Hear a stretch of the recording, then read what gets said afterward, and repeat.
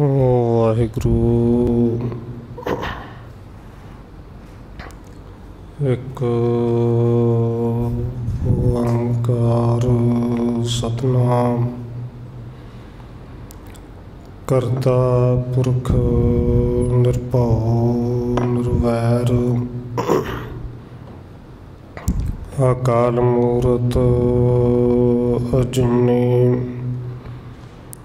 ਸੈਭੰ ਗੁਰ ਪ੍ਰਸਾਦ ਜਿਤਾ ਜੀਉ ਪਿੰਡ ਸਭ ਤੇਰਾ ਤੂੰ ਅੰਤਰ ਜਾਮੀ ਪੁਰਖ ਭਗਵਾਨ ਦਾਸਣ ਦਾਸ ਕਹਿ ਜਨ ਨਾਨਕ ਜਿਹਾ ਤੂੰ ਕਰਾਹੇ ਤਿਹਾ ਕਰੀ ਵਖਿਆਣ ਸੁਕੋ ਟਲ ਗੁਰ ਸੇਵੀਐ ਅਹਨਸ ਸਹਿਜ ਸੁਭਾਏ ਦਰਸ਼ਨ ਪਰਸਿਆ ਗੁਰੂ ਕੈ ਜਨਮ ਮਰਨ ਦੁਖ ਜਾਏ ਹੋਵੈ ਸਿਫਤ ਖਸਮ ਦੀ ਨੂਰ ਅਰਸੋਂ ਕੁਰਸੋਂ ਚਟੀਐ ਤੁਧ ਡਿਠੇ ਸੱਚੇ ਪਾਤਸ਼ਾਹ ਮਲ ਜਨਮ ਜਨਮ ਦੇ ਕੱਟੀਐ ਸੱਜਣ ਸੱਚਾ ਪਾਤਸ਼ਾਹ ਸਿਰ ਸ਼ਾਹਾਂ ਦੇ ਸ਼ਾਹ ਜਿਸ ਪਾਸ ਬੈਠਿਆ ਸੋਹੀਐ ਸਭਨਾ ਦਾ ਵਿਸਾ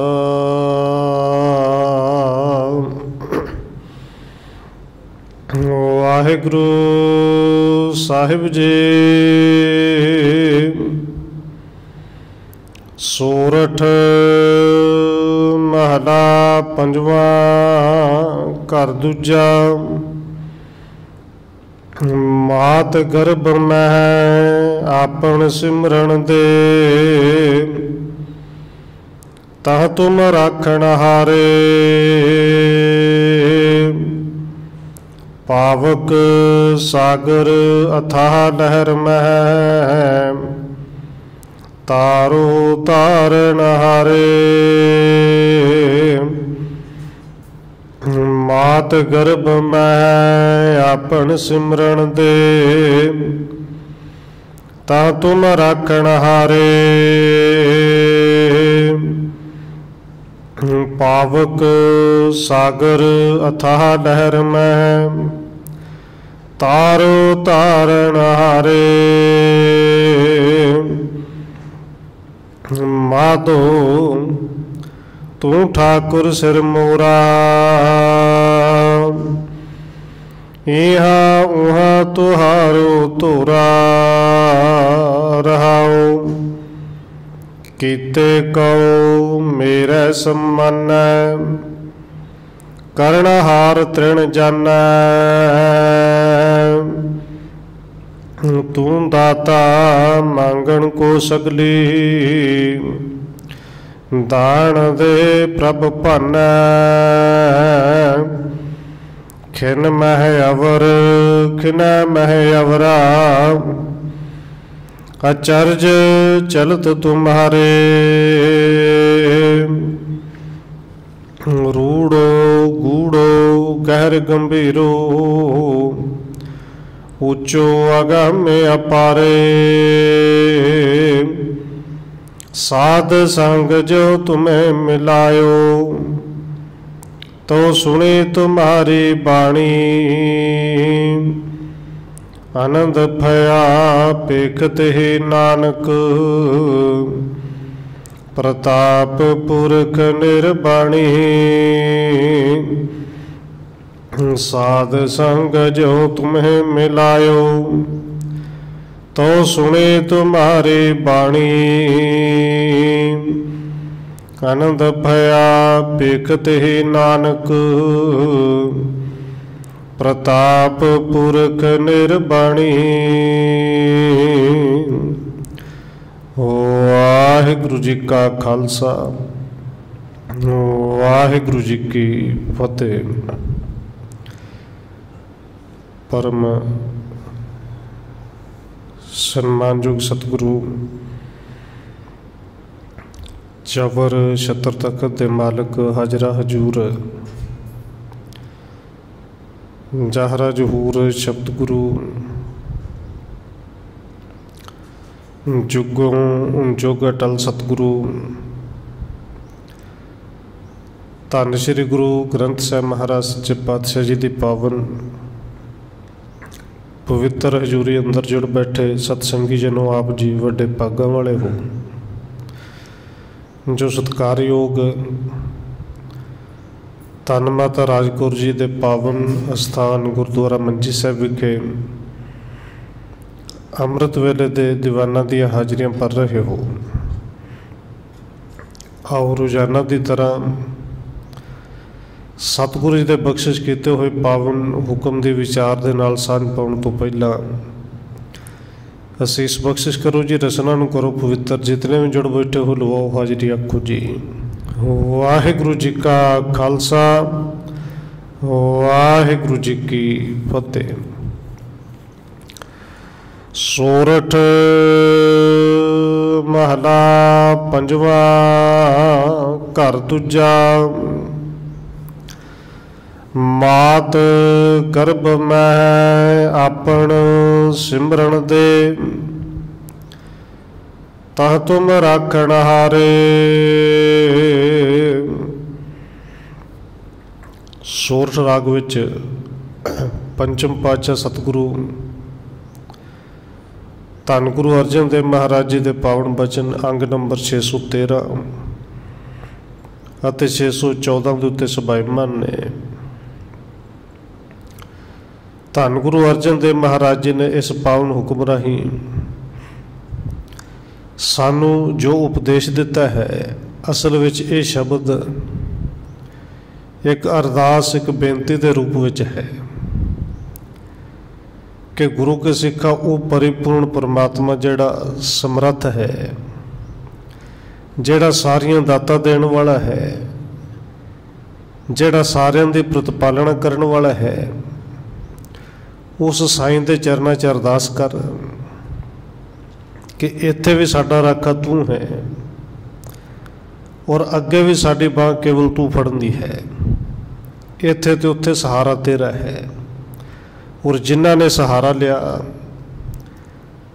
धन गुरु अर्जन देव महाराज जी बख्शिश करते हैं, फिर उन्हां दी रब परमेश्वर गुरु आप रखदा है ते किवें रखदा है। रहाऊ दी पंक्तियों के विच सतगुरु जी ने यह अरदास बेनती करते हुए सानू समझाया है। माधो तू ठाकुर सिर मोरा, माधो माधो दर्थ माया के पति है रब जी परमेश्वर जी, तू साडे सिर के उत्ते है, साडा ठाकुर है, साडा मालक है। और जो पूरे भरोसे नाल कह दिए कि इहा ऊहा तुहारो धोरा, इत्थे भी ते अगे भी। हुण धोरा शब्द, धोरा का अर्थ सहारा, आसरा। एक शब्द धोरा है तो एक शब्द नाल मिलदा है झोरा। फर्क सिर्फ एक अखर दा ही है। जे ओट जे आसरा गुरु का लईए, धोरा उनका बनाइए, तो सतगुरु जी कृपा करते हैं, मेरा गुरु समर्थ इस भव सागर तो उतार लेगा। तो जे उनका ओट आसरा लैण के बजाय उन्होंने भुल ही गए तो जीवन तो फिर भी बतीत होना है, पर फिर वो झोरे दे विच बतीत होएगा, झोर झोर के मरना है। और सतगुरु जी ने कृपा की रहाऊ दी पंक्तियां ने कि जो पूरे भरोसे नाल कह दिता कि इहा ऊहा तुहारो धोरा, इत्थे भी तो उत्थे सतगुरु जी तुहाडा ही आसरा है।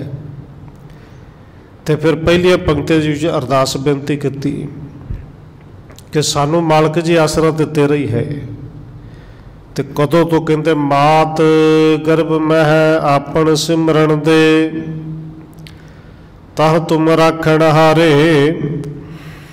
ਕਿ ਇਹ ਰੱਬ ਜੀ ਪਰਮੇਸ਼ਰ ਜੀ ਮਾਤਾ ਦੇ ਗਰਭ ਦੀ ਉਸ ਅੱਗ ਦੇ ਵਿੱਚ ਵੀ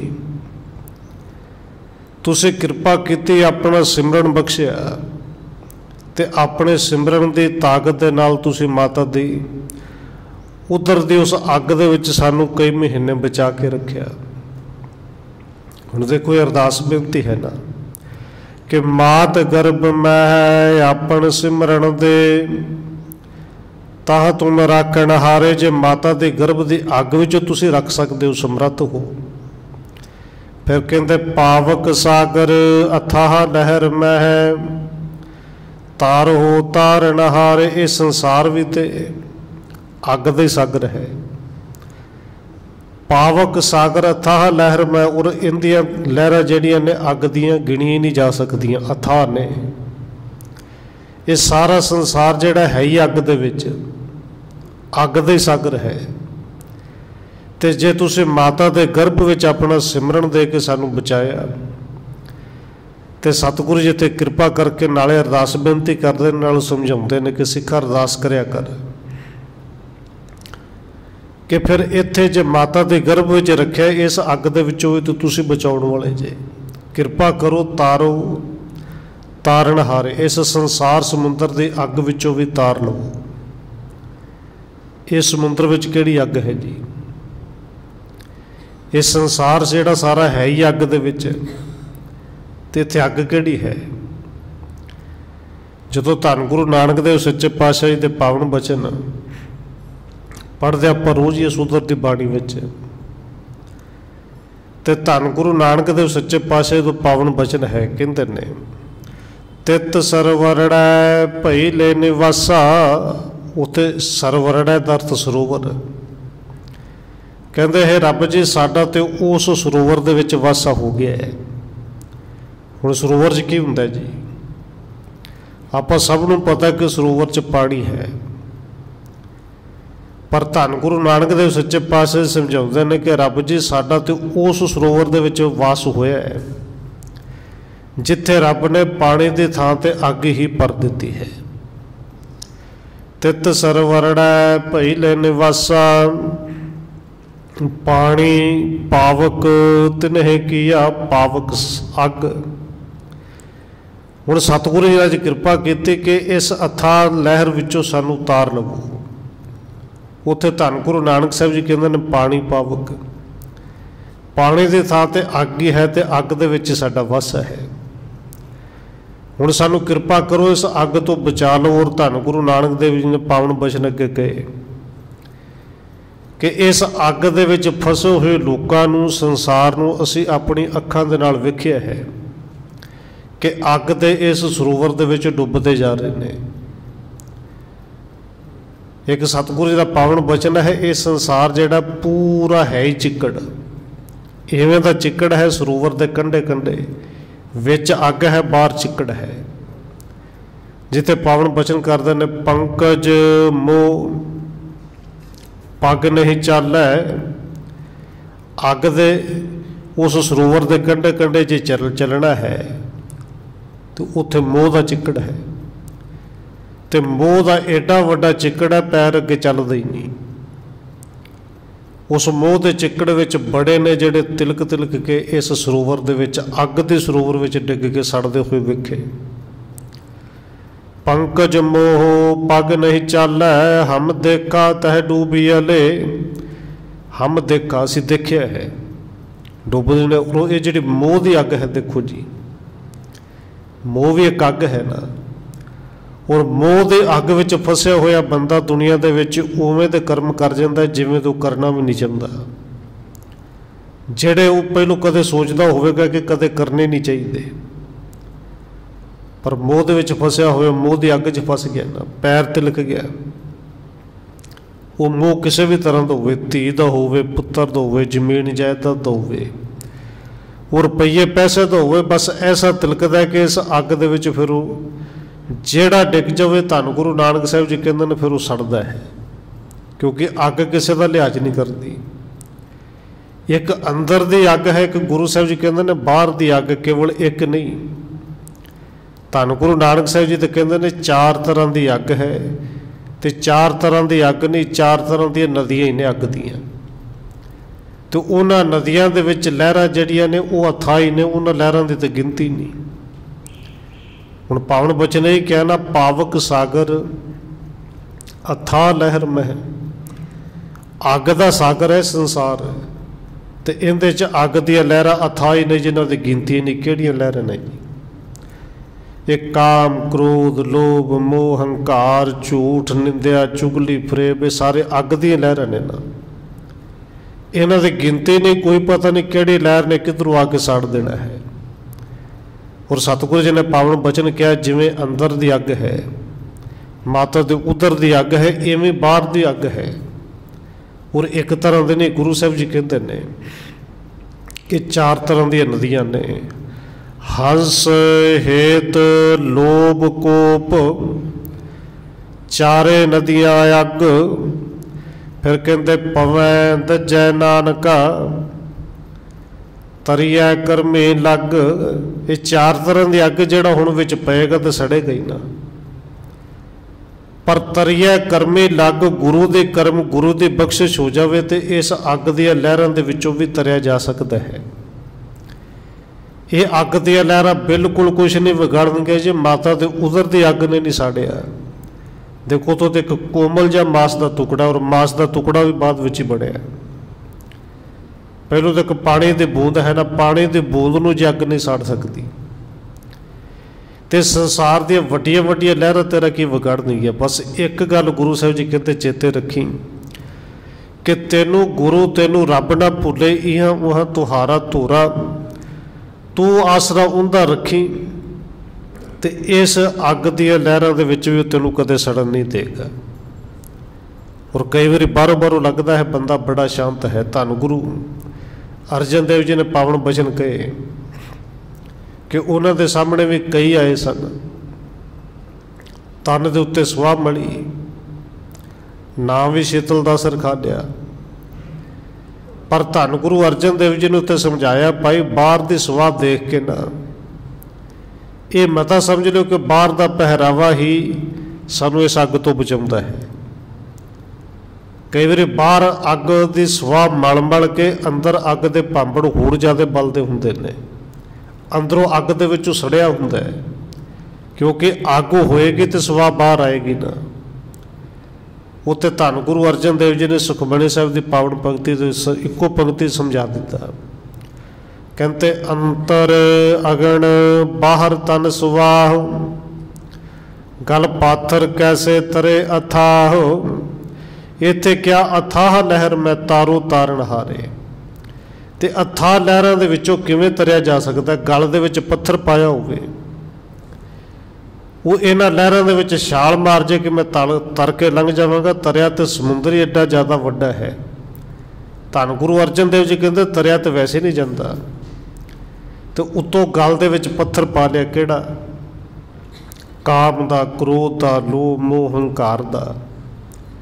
तो इस अग दे विचों लंघ के जाना किवें लंघिया जाएगा? तन दे उत्ते सुआह मली है, अंदर अग दे भांबड़ बलदे ने, किवें लंघिया जाएगा? क्योंकि सतगुरु जी ने बेनती प्रमाण दिते। धन गुरु ग्रंथ साहिब जी कहते हैं भाई बाहर विखाड़ा करन दे नाल नहीं, केवल अग की सुआह मलन दे नाल नहीं, ये तो साईं दे चरणों में अरदास करके तेरे अंदर की इस अग दे विचों तैनूं बचा के कढ लवे। क्योंकि अग ने बुझना नहीं, काम की अग ने कदे नहीं बुझना। लोभ मोह हंकार दे भांबड़े बलदे रहने ने, पर अरदास करके ये बलदे ने बली जाण, पर इन्हां दे विचों तू लंघ जाना है, तू इन्हां दे विच पै के सड़ना नहीं। जेड़े पै गए वो सड़ गए। और सतगुरु जी ने पावन बचन किया है, केवल अंदर दे जीवन नूं नहीं साड़दे। सतगुरु जी ये कहंदे ने कि काम क्रोध काया को गल है, जो कंचन सुहागा ढल है। अंदर दी अग ही है ना, ये तो शरीर नूं भी गाल के रख दिंदी है। हुण इस अग दे विचों बचना किवें है, इस अग दे विचों लंघना किवें है? तो सतगुरु इत्थे किरपा करदे ने कि केवल अरदास है। कि पावक सागर अथाह लहर में तारो तारनहारे। हुण पहली बेनती है तो दूसरी बेनती, अंदर दी अग ते बाहर दी अग। ये जो बाहर दी अग सतगुरु जी ने समझाया कि चार तरह की है। ये बाहर दी अग ते अंदर दी अग फिर इक्को जी है। तो धन गुरु अमरदास महाराज जी आनंद साहिब की बाणी में सानू रोज़ ही समझाते हैं भाई अग इक्को तरह की है। ये कह लिए कि नाम वखरे वखरे ने, अंदर की अग तो बाहर की अग के फर्क कोई नहीं। बस ये है कि बाहर की अग नूं माया कहा गया, अंदर की अग नूं उदर की अग कहा गया। ये माया ते अग सतगुरु कहते है इक्को जी। गुरु सतगुरु का पावन बचन आप जी नूं चेते भी आ गया होना है। आनंद साहिब दे आप रोज़ पढ़ते हैं ना जी, जैसे अगन उधर में है तैसे बाहर माया, माया अगन सब इक्को जेही करते खेल रचाया। ये करते दा खेड ही है, उन्हें खेडे बिंदी रचाई है। ये माया कह लिए अग कह लिए है इक्को कुछ ही। ये माया का प्रभाव है। हुण सतगुरु जी कृपा करो जे है इक्को जी, तो इस अग दे विचों लंघना किवें, तरिया किवें जाएगा। उत्थे धन गुरु अमरदास महाराज जी जिथे अखीर ते उस पद विच पौड़ी विच समझाउंदे ने कि ये इक्को ही तरीका है, तो तरीका है गुरु प्रसाद, गुरु की कृपा। ये माया अग है, तो इस अग दे विचों माया दे विचों बच के निकलना है। सतगुरु कहते तरीका इक्को ही है, तो तरीका है गुरु प्रसाद। गुरु पावन बचन कह कहते गुरु प्रसादे जिन्ना लिव लागी, तिन्ने विचे माया पाया। माया दे विच रह के अग दे विच रह के इहदे तो बचे ने, और कल्ले बचे नहीं। गुरु साहब जी कहते हैं विच रह के उन्होंने रब नूं पा भी लिया है, क्योंकि सारा कुछ किते नहीं जाना, विच ही रहना है, इस अग दे विच ही रहना है। और धन गुरु नानक देव सच्चे पातशाह ने कृपा भी की कि जदों नाम का चोला रंग के पा लिए सच जाणो, फिर वो चोला ऐसा है कि जिन्हों ये विकारां दी अग साड़दी नहीं। धन बाबा फरीद जी कहते ने संसार अग की तरह है, इनू वेख जरूर, पर वेखे किते इहदे विच लीन ना हुई, इनू हथ ना पाई। और पावन बचन कह कहते हथ न लाए कुसम बड़ाए, जल जासे ढोला, प्यारिया सड़ जाएगा जे हथ पाएगा। ये संसार है अगी। और धन गुरु नानक साहब जी ने फिर समझाया कि जदों नाम का चोला पा लिया ना, रत्ता मेरा चोला सत रंग ढोला, ये फिर विकारां दी अग विच सड़न नहीं दिंदा। और इहदे नाल गुरु साहब जी कहते हैं गुरु प्रसाद, गुरु की कृपा होवे ते इस विकारां दी अग दे विच रह के भी इत्थों बचिया जा सकता है। हुण सतगुरु जी कृपा करन इवें दा कोई सिख है। ये धन गुरु अर्जन देव जी नूं किसी ने पुछया सी कि जिहड़ा माया दे विच भी रहिंदा होवे, माया तो निर्लेप भी होवे, तुसीं गुरबाणी च भी कहंदे हो, सिखां नूं कथा करके भी सुणाउंदे हो कि सतगुरु जी तुसीं ते समर्थ हो, पर ऐसा कोई सिख भी है कि जिन्हें गुरु की कृपा नाल माया दे विच रह के फिर रब नूं पाया हुए, माया दे विच रह के माया तो निर्लेप रहे। और धन गुरु अर्जन देव जी कहते हैं भाई बथेरे ने जिन्हां ने ओट ते आसरा गुरु का लिया है, कि जिन्हां ने भरोसा किया इहां उहां तुहारो तूरा। बहुत ज़्यादा नहीं पर फिर भी बहुत ने। और एक पावन बचन गुरु साहब ने कहा है कि इवें तो बहुत ज़्यादा तो नहीं होंगे, होंगे तो थोड़े ने, पर है जरूर। उदों भी सन अज भी ने, और रहिंदे दुनिया तक रहणगे, क्योंकि मेरा गुरु समर्थ है। सतगुरु जी कहते हैं हैन विरले ना ही घने, फैल फकड़ संसार। पर भाई इवें तो सिख है जरूर है, विरले विरले। और सिख ने कहा सतगुरु जी फिर किसी के दर्शन ही कराओ, कि जिन्हें माया दे विच भी रह के सूरत रब नाल जोड़ी होवे, माया दे विच रह के भी माया तो बचिया होवे। और धन गुरु अर्जन देव जी ने तो भेजा सी भाई जे शंके दूर करने ने ना, ਜਾਂ ਫਿਰ ਭਾਈ ਜਾ ਕੇ ਭਾਈ ਬੰਨੋ ਨੂੰ ਮਿਲ। ਔਰ ਭਾਈ ਬੰਨੋ ਆਪ ਜੀ ਨੂੰ ਕਈ ਵਾਰੀ ਬੇਨਤੀ ਵੀ ਕੀਤੀ, ਆਪ ਜੀ ਜਾਣਦੇ ਹੋ ਭਾਈ ਬੰਨੋ ਕੌਣ ਸਨ। ਦੇਖੋ ਜਿਵੇਂ ਭਾਈ ਗੁਰਦਾਸ ਜੀ ਨੂੰ ਸਿੱਖ ਕੌਮ ਜਾਣਦੀ ਹੈ, ਔਰ ਭਾਈ ਬੰਨੋ ਬਾਰੇ ਬਹੁਤ ਸਾਰੇ ਜਾਣਦੇ ਨੇ, ਪਰ ਉਹਨਾਂ ਨਹੀਂ ਜਾਣਦੇ ਜਿੰਨਾ ਭਾਈ ਗੁਰਦਾਸ ਜੀ ਨੂੰ ਜਾਣਦੇ ਨੇ। ਭਾਈ ਗੁਰਦਾਸ ਜੀ ਸਤਿਗੁਰੂ ਧੰਨ ਗੁਰੂ ਗ੍ਰੰਥ ਸਾਹਿਬ ਜੀ ਦੇ ਬੀੜ ਲਿਖਦੇ ਨੇ, ਪਹਿਲੇ ਲਿਖਾਰੀ ਨੇ। ਧੰਨ ਗੁਰੂ ਅਰਜਨ ਦੇਵ ਜੀ ਲਿਖਾਉਂਦੇ ਨੇ। ਔਰ ਓਡੀ ਵੱਡੀ ਸੇਵਾ ਹੈ ਭਾਈ ਬੰਨੋ ਦੀ, ਕਿ ਜਿਹੜੇ ਸਾਰੇ ਕਾਗਜ਼ ਦਾ ਇੰਤਜ਼ਾਮ ਕਰਦਾ ਹੈ, ਸ਼ਾਹੀ ਦਾ ਇੰਤਜ਼ਾਮ ਕਰਦਾ ਹੈ, ਕਲਮਾ ਘੜ ਘੜ ਕੇ ਭਾਈ ਗੁਰਦਾਸ ਜੀ ਨੂੰ ਦਿੰਦਾ ਹੈ। ਉਹ ਭਾਈ ਬੰਨੋ ਅਸਲ ਵਿੱਚ ਘਿਓ ਦਾ ਵਪਾਰੀ ਸੀ। ਔਰ ਸਿੱਖ ਨੂੰ ਭੇਜਿਆ, ਜਾ ਜੇ ਇਹ ਮਾਇਆ ਦੇ ਵਿੱਚ ਕਿਵੇਂ ਰਹਿ ਕੇ ਨਿਰਲੇਪ ਰਹੀਦਾ, ਭਾਈ ਬੰਨੋ ਤੋਂ ਸਿੱਖੋ। ਔਰ ਜਦੋਂ ਭਾਈ ਬੰਨੋ ਦੇ ਕੋਲ ਗਿਆ, ਭਾਈ ਬੰਨੋ ਕੁਦਰਤੀ ਤੌਰ 'ਤੇ ਕਿਸੇ ਗਾਹਕ ਦੇ ਨਾਲ ਇੱਕ ਦੋ ਪੈਸੇ ਦੇ ਲੈਣ ਦੇਣ ਤੋਂ ਉੱਚਾ ਉੱਚਾ ਬੋਲਦੇ ਸਨ, ਸਿੱਧਾ ਕਹਿ ਲਈ ਕਿ ਲੜ ਰਹੇ ਸਨ ਕਿ ਭਾਈ ਤੇਰੇ ਪੈਸੇ ਘੱਟ ਨੇ, ਪੈਸੇ ਤੇ ਪੂਰੇ ਕਰ। ਔਰ ਗਾਹਕ ਕਹਿ ਰਹੇ ਸੀ ਕਿ ਮੈਂ ਤਾਂ ਦੇਣੀ ਇੰਨੇ ਨੇ। ਪਰ ਭਾਈ ਬੰਨੋ ਕਹਿੰਦਾ ਕਿ ਮੇਰਾ ਧਰਮ ਹੈ, ਮੈਂ ਕਦੇ ਘੱਟ ਤੋਲ ਕੇ ਦਿੱਤਾ ਨਹੀਂ। ਜੇ ਕੋਈ ਧੱਕਾ ਕਰੇ ਕਿ ਮੈਂ ਪੈਸੇ ਘੱਟ ਦੇਣੇ ਨੇ, ਧੱਕੇ ਨਾਲ ਨਹੀਂ। ਇੱਥੇ ਪਿਆਰ ਨਾਲ ਕੋਈ ਆਵੇ, ਲੋੜਵੰਦ ਆਵੇ ਤੇ ਭਾਵੇਂ ਸਾਰੇ ਕੁਝ ਲੈ ਜੇ, ਪਰ ਜੇ ਕੋਈ ਧੱਕਾ ਕਰੇ ਕਿ ਮੈਂ 2 ਪੈਸੇ ਘੱਟ ਦੇਣੇ ਨੇ, ਤੇ ਘੱਟ ਤੋਲ ਕੇ ਕਦੇ ਦੇਣਾ ਨਹੀਂ, ਘੱਟ ਲੈਣਾ ਨਹੀਂ। ਇਹ ਜਦੋਂ ਸਿੱਖ ਵੇਖਦਾ ਤਾਂ ਸਿੱਖ ਦੇ ਮਨ ਦੀ ਹੈਰਾਨੀ ਹੋਰ ਵੱਧ ਗਈ ਕਿ ਗੁਰੂ ਸਾਹਿਬ ਜੀ ਕਹਿੰਦੇ ਸੀ ਮਾਇਆ ਦੇ ਵਿੱਚ ਰਹਿ ਕੇ ਨਿਰਲੇਪ ਹੈ। ਜਿਹੜਾ 2 ਪੈਸਿਆਂ ਨਾਲ ਬੰਦਾ ਲੜਦਾ ਹੋਵੇ, 2 ਪੈਸਿਆਂ ਕਰਕੇ ਲੜ ਰਿਹਾ ਹੈ, ਉਹ ਮਾਇਆ ਤੋਂ ਨਿਰਲੇਪ ਕਿਵੇਂ ਹੋ ਸਕਦਾ? ਗੁਰੂ ਸਾਹਿਬ ਜੀ ਨੇ ਭੇਜ ਕਿਹਦੇ ਕੋਲ ਦਿੱਤਾ ਹੈ? ਖੈਰ ਉਹ ਗਾਹਕ ਗਿਆ, ਉਹਨੂੰ ਪੈਸੇ ਦੇਣੇ ਪਏ। ਭਾਈ ਬੰਨੋ ਨੂੰ ਉਹ ਭਾਈ ਬੰਨੋ ਸਿੱਖ ਨੂੰ ਪੁੱਛਦਾ ਕਿ ਭਾਈ ਦੱਸ ਘਿਓ ਲੈਣ ਆਇਆ, ਕਿੰਨਾ ਪਾਵਾਂ?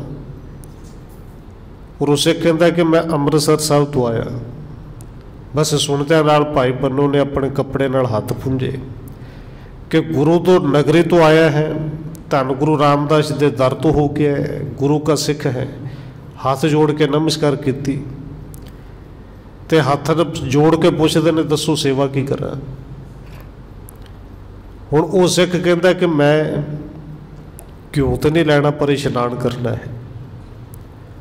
ਸਿੱਖ ਘਰ ਲੈ ਕੇ ਪੁੱਛਦਾ ਇਸ਼ਨਾਨ ਪਾਣੀ ਨਾਲ, ਗਰਮ ਨਾਲ ਕਿ ਠੰਡੇ ਨਾਲ? ਔਰ ਉਹ ਸਿੱਖ ਨੇ ਕਿਹਾ ਕਿ ਭਾਈ ਬੰਨੋ ਪਾਣੀ ਨਾਲ ਰੋਜ਼ ਨਹਾਈਦਾ ਹੈ, ਕਿਉਂਕਿ ਘਿਓ ਦੇ ਵਪਾਰੀ ਕੋਲ ਆਇਆ, ਅੱਜ ਮੈਂ ਚਾਹੁੰਦਾ ਮੈਂ ਘਿਓ ਨਾਲ ਹੀ ਨਹਾਵਾਂ।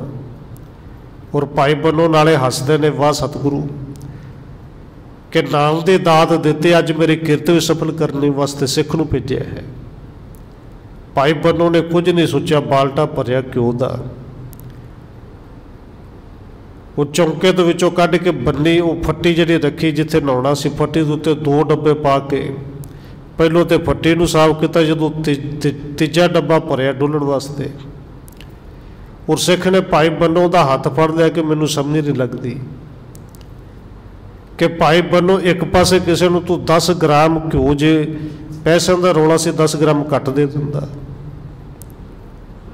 ਇੱਕ ਪਾਸੇ 10-20 ਗ੍ਰਾਮ ਨਹੀਂ ਤੇ 50 ਗ੍ਰਾਮ ਦਾ ਰੌਲਾ ਹੋਵੇਗਾ ਤੇ ਇੰਨਾ ਲੜਦਾ ਪੈਸੇ, ਇੱਕ ਪਾਸੇ ਇਹ ਸਾਰਾ ਕੁਝ ਡੋਲ ਵੀ ਦਿੱਤਾ, ਪੁੱਛਿਆ ਵੀ ਨਹੀਂ।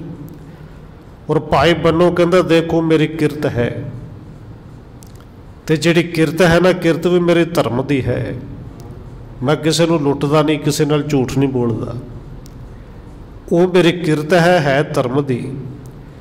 ਤੇ ਇਹ ਤੇ ਮੇਰਾ ਹੈ ਹੀ ਧਰਮ, ਮੇਰੇ ਗੁਰੂ का ਸਿੱਖ ਘਰ ਵਿੱਚ ਆਇਆ ਹੈ, ਤੇ ਆਪਣੇ ਧਰਮ ਲਈ ਗੁਰੂ ਲਈ ਇਹ 2 ਡੱਬੇ ਤੇ ਕੀ ਪੂਰਾ ਘਰ ਵੀ ਜੇ ਕੁਰਬਾਨ ਕਰਨਾ ਪਵੇ, ਇੱਥੋਂ ਤੱਕ ਕਿ ਆਪਣਾ ਤਨ ਮਨ ਵੀ ਕੁਰਬਾਨ ਕਰਨਾ ਪਵੇ, ਤਾਂ ਸਭ ਕੁਝ ਕੁਰਬਾਨ ਕਰਕੇ ਵੀ ਗੁਰੂ ਦਾ ਸ਼ੁਕਰ ਕਰਾਂਗਾ।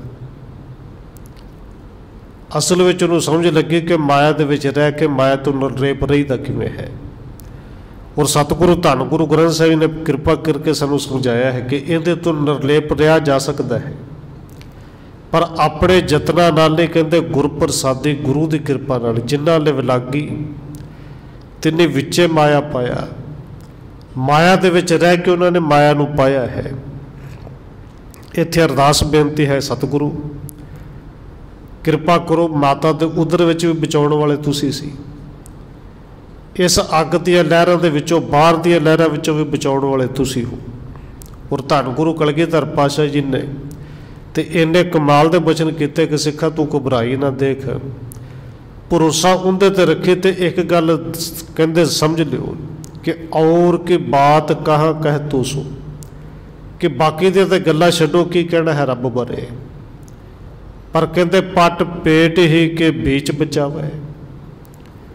ਉਹ ਜਿਹੜਾ ਪੇਟ ਦੇ ਵਿੱਚ ਜਿੱਥੇ ਮਾਂ ਨੂੰ ਨਹੀਂ ਪਤਾ ਕਿ ਉੱਥੇ ਕਿਵੇਂ ਰੱਖਣਾ ਹੈ, ਅੱਗ ਤੋਂ ਕਿਵੇਂ ਬਚਾਉਣਾ, ਅੱਗ ਹੈ ਕਿ ਨਹੀਂ ਹੈ, ਜਿੱਥੇ ਕੋਈ ਨਹੀਂ ਜਾਣਦਾ ਕਿ ਬੰਤਰ ਕਿਵੇਂ ਦੀ, ਰੱਬ ਤੋਂ ਉੱਥੇ ਬਚਾਉਂਦਾ ਹੈ।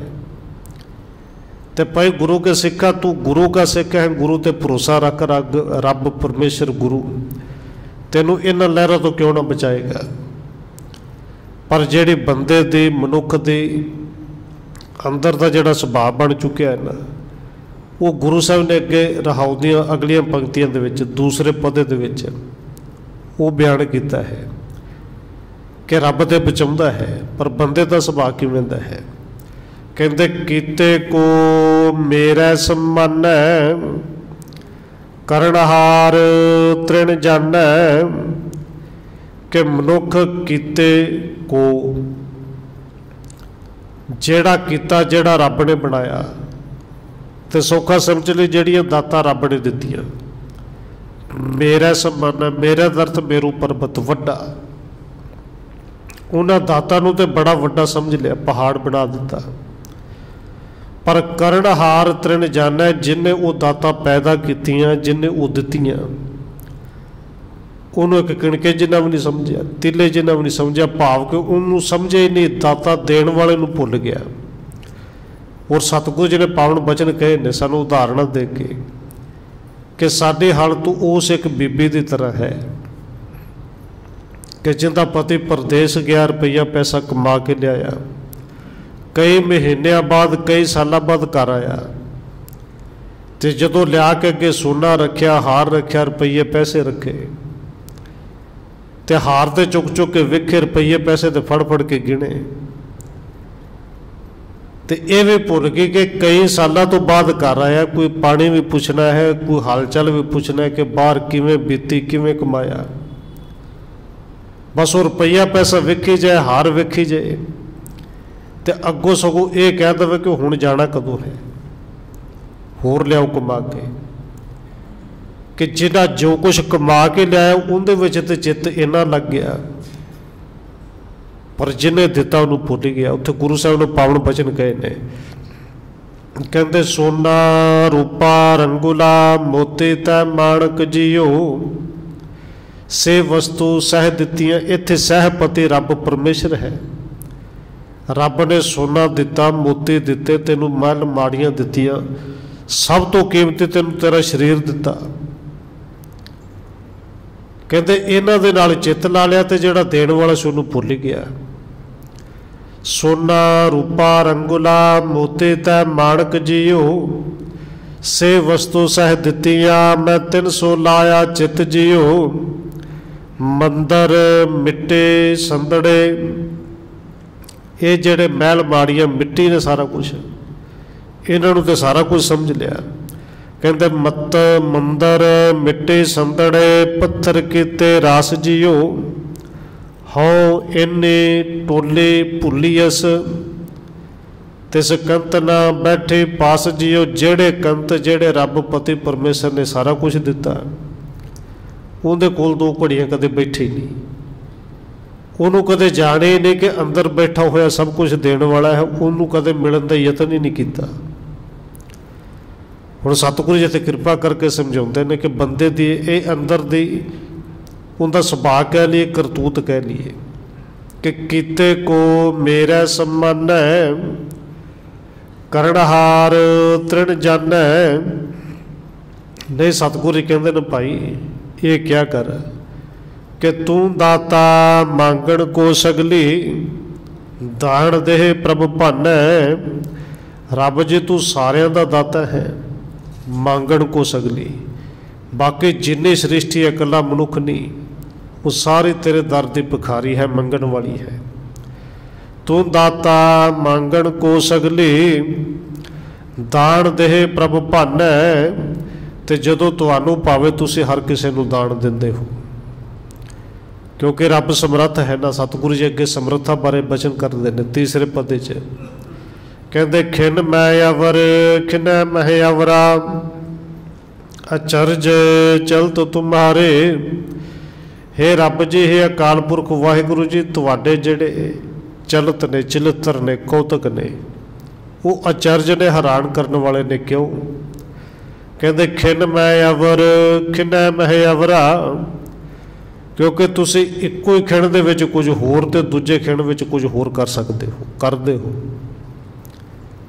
ਦੇਖੋ ਹੁੰਦਾ ਹੀ ਹੈ ਨਾ, ਪੰਜਾਬ ਦੇ ਕਈ ਪਿੰਡ ਜਿੱਥੇ ਹੁਣ ਤੱਕ ਸੀ ਕਿ ਪਾਣੀ ਨਹੀਂ ਆਇਆ, ਮੀਂਹ ਨਹੀਂ ਪਿਆ, ਪਰ ਜੇ ਆਇਆ ਤੇ ਹੜ੍ਹ ਆ ਗਏ।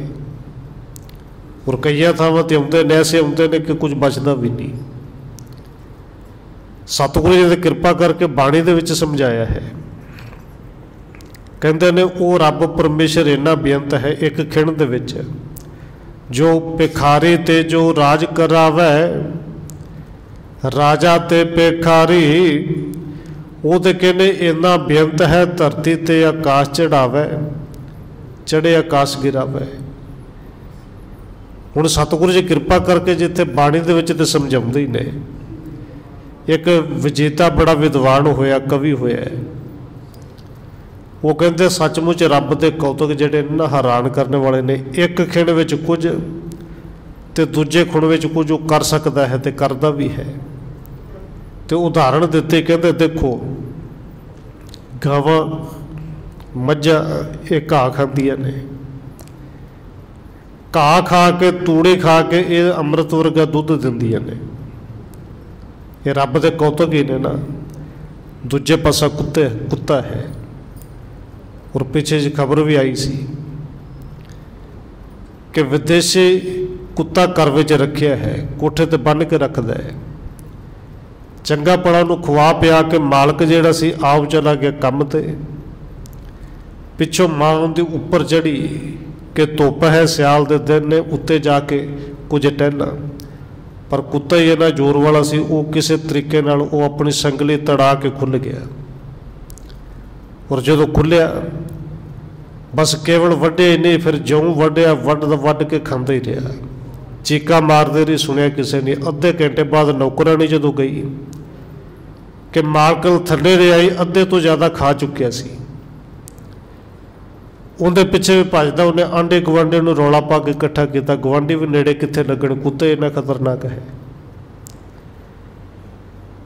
ਮਾਲਕ ਨੂੰ ਫੋਨ ਕਰਕੇ ਬੁਲਾਇਆ, ਪਰ ਜਦੋਂ ਤੱਕ ਬੁਲਾਇਆ ਸੀ ਉਦੋਂ ਤੱਕ ਜਿਉਂਦੇ ਤੇ ਕਿੱਥੇ ਬਚਣਾ ਸੀ। ਸਰੀਰ ਦੇ ਬਹੁਤ ਸਾਰੇ ਐਸੇ ਅੰਗ ਸਨ ਜਿਨ੍ਹਾਂ ਦਾ ਪਤਾ ਹੀ ਨਹੀਂ ਸੀ ਲੱਗਦਾ ਖਾ ਗਿਆ ਕਿ ਹੈ ਵੀ ਕਿ ਨਹੀਂ।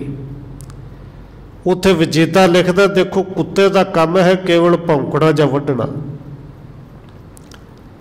ਤੇ ਰੱਬ ਦੀ ਖੇਡ ਇਹਨੇ। ਕੁੱਤੇ ਨੂੰ ਦੁੱਧ ਮਿਲਦਾ, ਮਲਾਈਆਂ ਮਿਲਦੀਆਂ ਨੇ, ਤੇ ਜਿਹਨੇ ਅੰਮ੍ਰਿਤ ਵਰਗਾ ਦੁੱਧ ਦੇਣਾ ਉਹਨੂੰ ਮਿਲਦਾ ਘਾਹ, ਤੂੜੀ। ਗਾਂ ਨੂੰ ਕਦੇ ਨਹੀਂ ਨਾ ਕਿਸੇ ਨੇ ਕਿਹਾ ਕਿ ਬਾਲਟੀ ਭਰੋ ਦੁੱਧ ਦੀ ਪਿਆ ਦਿਓ। ਉੱਥੇ ਭਾਵੇਂ ਉਹ ਕਵੀ ਦੇ ਬੋਲ ਨੇ, ਉਹ ਕਵੀ ਲਿਖਦਾ ਹੈ ਕਿ ਗਊਆਂ ਦਿੰਦਾ ਘਾਹ ਮਲਿੱਦਾ ਕੁੱਤਿਆ, ਕਹਿੰਦੇ ਜਾਗਦਿਆਂ ਦੇ ਖੋ ਕੇ ਦਿੰਦਾ ਸੁੱਤਿਆ, ਚੌ ਘੁੰਟ ਪਾਣੀ ਥਲ ਪਸਰ। ਉਹ ਕਹਿੰਦਾ ਵਿਜੇਤਿਆ ਕੌਣ ਕਹੇ ਰੱਬ ਨੂੰ, ਤੂੰ ਇੰਜ ਨਹੀਂ ਤੇਂਦ ਕਰ, ਕਿਸੇ ਪਾਸੇ ਸੁੱਕਾ ਕਿਸੇ ਪਾਸੇ ਡੋਬਾ। ਰੱਬ ਨੂੰ ਨਹੀਂ ਕਿਹਾ ਜਾ ਸਕਦਾ ਕਿ ਇਵੇਂ ਕਰ ਜਾਂ ਇਵੇਂ ਕਰ। ਇਹ ਸਤਿਗੁਰੂ ਜੀ ਕਹਿੰਦੇ ਨੇ, ਰੱਬ ਜੀ ਪਰਮੇਸ਼ਰ ਜੀ ਤੇਰੇ ਚਲਤ ਬੜੇ ਹੈਰਾਨ ਕਰਨ ਵਾਲੇ ਨੇ। ਖਿਨ ਮੈਂ ਅਵਰ ਖਿਨੈ ਮਹਿ ਅਵਰਾ, ਅਚਰਜ ਚਲਤ ਤੁਮਾਰੇ, ਰੂੜੋ ਗੂੜੋ ਗਹਿਰ ਗੰਭੀਰੋ, ਉੱਚੋ ਅਗੰਮ ਅਪਾਰੇ। ਰੂੜੋ ਕਹਿੰਦੇ ਨੇ ਸੋਹਣਾ, ਗੂੜੋ ਗੁੱਜਾ।